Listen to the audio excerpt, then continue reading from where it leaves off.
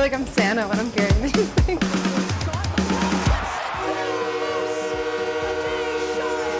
We're here for episode 3 already of Spill the Beans. I'm joined by Mitch McLain, of course.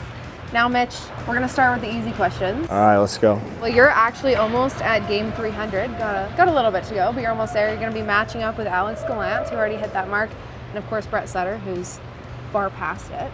What do you say? Do you think when you hit 300, they should have to buy you dinner? I think some of the younger guys should definitely take me to dinner, especially the way I've got to 300. It hasn't been easy, so my 300 feels like more of like 600. So I was gonna say, yeah, what's it been like? Are you proud of how far you've come in your career so far? Yeah, I think if you were to ask other people that weren't just Mitch McLain fans in general, they'd probably be really surprised that I made it this far, and then having a COVID season and a couple other shortened years in between there. It's something I'm really proud of, and I hope I keep racking up games. All right, then we're gonna look at the other side of that. I mean, retirement's far away, I hope. But we kind of talked about this one day, what you'll do when maybe you finish hockey, and you had a unique answer that I want to hear you talk about. I mean, well, I hope I'm still involved in the game, coaching somewhere. I have a hockey camp back home. It's kind of been like a platform for me, but something I really want to do, like my degree is special education, and I don't know if I can teach 9 to 5 all the time. I don't know if I'll be that, but a substitute teacher and then like maybe hockey coach on the side. I think I'd be a really good substitute teacher. Ooh, what would be your specialty subject then?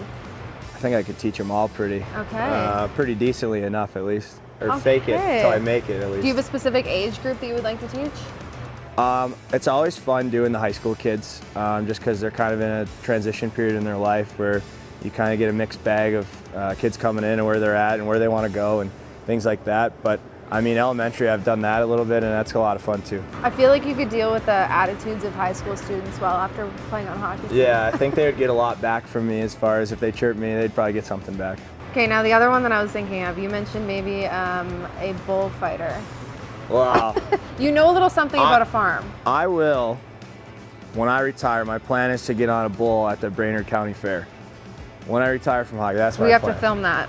Mark that down on our calendar. So we'll see, but hopefully I'm too old that it's probably not good for the body. And you kind of mentioned it. Where does that come from? Because you know a little bit about a farm and working on one, so yeah, I mean, I grew up in just like a small town, and I had some great friends that we kind of had that bond of riding horses and being out at the farm or out at the land shooting guns and stuff like that.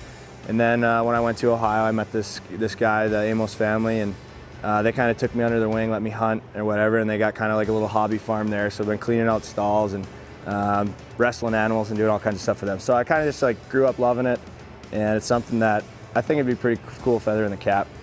All right, well, one of my other questions is I like to ask if you're a cat or dog person, but I already know you have a dog, so talk to me about the dog that you do have. Yeah, so I got Ziggy this summer. I got Ziggy and Zoe. My parents kept Zoe, and I took Ziggy here, and we made the 18-hour drive out together. She's 7 months now, but when we made that drive, she was only about 3.5, 4 months. So she was a trooper. We made it all the way, didn't stop.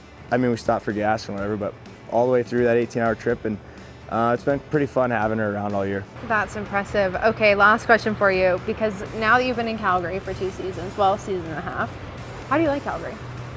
It's an awesome city. I didn't realize how big it was, how spread out it was.